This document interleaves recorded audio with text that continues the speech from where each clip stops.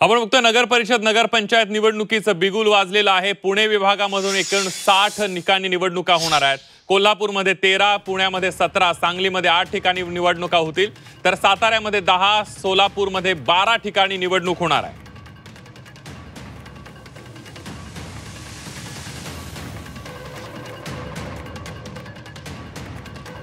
आणि एकंदरीतच पुणे विभागातील सगळ्या माहितीसाठी जाणार आहोत। आपले प्रतिनिधी चंद्रकांत फुंदे जोडले गेले आहेत पुण्यावरून आपल्यासोबत। चंद्रकांत, आपण बघतोय की पुणे विभागामध्ये जवळपास 60 या स्थानिक स्वराज्य संस्थांच्या निवडणुका होणार आहेत। यामध्ये आपण जर बघितलं तर महत्त्वाच्या कोणत्या जिल्ह्यांमध्ये महत्त्वाच्या नगरपंचायत आणि नगर परिषदेंच्या निवडणुका होणार आहेत ते सांगणं सुद्धा अतिशय महत्त्वाचं ठरणार आहे, आणि कुठे अटीतटीची लढत होणार आहे हे पाहणं सुद्धा महत्त्वाचं ठरणार आहे। चंद्रकांत।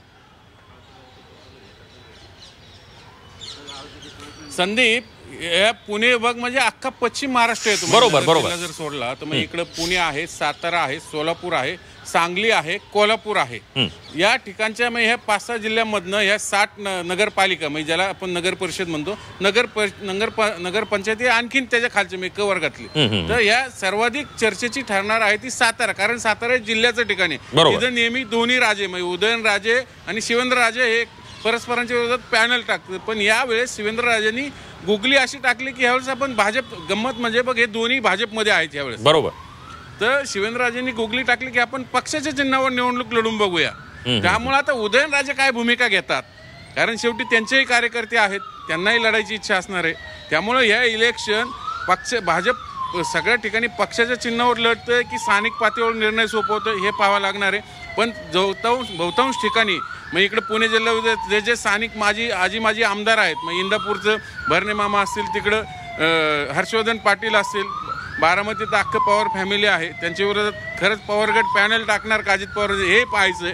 इकडं जुन्नर मग हे सगळं मग तिकडं कोल्हापूरला कागलला यांनीच सांगितलं आज हसन मुश्रीफांनी माझ्या गावात इलेक्शन लढणं सगळ्यात अवघड आहे। मग तिथं घाडगे आहेत त्यांचे विरोधक, मग जे पारंपरिक विरोधक आहेत आमदार माजी यांच्यामध्ये त्यांच्या तालुका गावात हे सगळ्या फाईट होत असतात नगर परिषदांमधून, आणि हे एक आपलं राजकीय वर्चस्व दाखवून देण्याची एक संधी असते। म्हणून काही ठिकाणी पक्षावर होतील का, काही ठिकाणी पॅनल पडेल, हे आगामी काळात पक्ष ज्यावेळेस डिक्लेअर करेल त्या ठिकाणी हे स्पष्ट होईलच। पण आता रणधुमाळी सुरू झालेली सगळी तालुक्याची गावं आहेत, विशेष करून पश्चिम महाराष्ट्रात राजकीय दृष्ट्या नेहमी एकदम रंगतदार होतात हे इलेक्शन्स, आणि त्यामुळं ही सुरुवात झाली। आता बिगुल वाजले एका अर्थाने, विशेष करून कोल्हापुरात तुला माहिती सगळे पारंपरिक जे माजी आमदार आहेत त्यांच्या पॅनलमध्ये ही सगळी फाईट होते। सातारा तिकडे राजे आहेत, सांगलीमध्ये पुन्हा, पण सांगली महापालिका आहे, पण सांगलीतले जे ग्रामीण ठिकाणचे तालुके आहेत तिथं इलेक्शन होतील। पुण्यात तसंच आहे, सोलापुरातही तसंच आहे, पंढरपूर एक महत्त्वाची राहील, तिथं सुधाकर परिचारक आहे किंवा स्थानिक आमदार आहेत। हे असं यांच्यामध्ये सगळ्या रंगतदार लढती बघायला मिळतील। त्यांच्या समर्थकांमध्ये नगर परिषद शेवटी त्या गावाचं एक ज्याला आपण व्यवस्थापन पाहणारी बॉडी असते, लोकल बॉडी असते। त्यामुळे ह्या इलेक्शनमध्ये स्थानिक कार्यकर्ते जेवढी जिकडं सत्ता आहे तिकडंच जातात आणि ते निवडून येतात, असं आतापर्यंत एक राजकीय इतिहास राहिलेला आहे। त्यामुळे ऑब्व्हियसली या सगळ्या इलेक्शनमध्ये अगदी चंद्रकांत, या सगळ्यामध्ये इच्छुकांच्या समजुती काढणं हे प्रत्येक ठिकाणच्या नेत्यांसाठी जिकिरीचा प्रश्न असणार आहे, कारण निवडणुका अनेक वर्ष झालेल्या नाही आहेत। इच्छुकांची भाऊगर्दी मोठ्या प्रमाणावर दिसते, सगळेच इच्छुक असल्याचं पाहायला मिळतंय। त्यामुळे एका वॉर्डसाठी एका जागेसाठी 4-4, 5-5 इच्छुक आहेत प्रत्येक पक्षाकडे, आणि ते कुठेतरी पक्षाचे जे स्थानिक नेते आहेत त्यांच्यासाठी जिकिरीचा आणि तारेवरची कसरत असणार आहे। चंद्रकांत,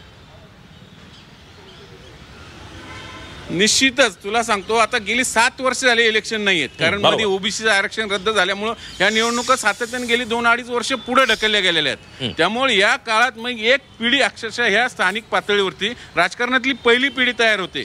हीच लोक नगरसेवक होतात, त्यातले पुढे नगराध्यक्ष, आणि हा सर्वात महत्त्वाचा नगराध्यक्ष हा थेट निवडून जातो जनतेमधनं। त्यामुळे ते पद शेवटी तिथं भाजप सगळी ताकद लावणार, कुठल्या पक्षात सगळे नगराध्यक्ष निवडून आणायचे यासाठी भाजप तयारी करणार।